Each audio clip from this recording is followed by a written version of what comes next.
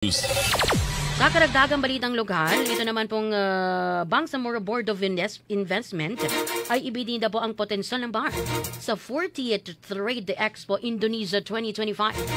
Atin pong pakinggan na buong detalye mula po yan kay Bombosay Olis. Bombosay! Dumalo ang delegasyon ng Bangsamoro Board of Investment o BBOI sa pangunguna ni Chairperson Muhammad Omar Pasigan kasama sina Board of Governors Datu Habib Ambuludto at Manan Barager sa 40th Trade Expo Indonesia 2025 sa ginanap na Nusantara o sa ginanap sa Nusantara Hall ICEBCD City, Tanggerang Regency, Banten, Indonesia. Ang naturang expo ay pinangunahan ng Directorate General of National Export Development sa ilalim ng Ministry of Trade ng Republika ng Indonesia at tampok dito ang mga nangungunang produktong pang-export at oportunidad sa pamumuhunan ng bansa.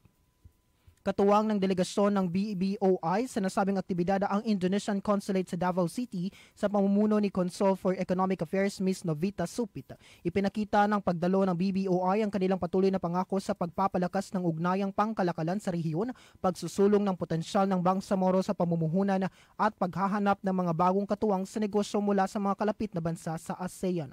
Mula dito sa Cotabato City, ako si Bombosay Olis and this is Bombo Radio Philippines, the #1 and most trusted source of news and information. Basta Radio, Bombo!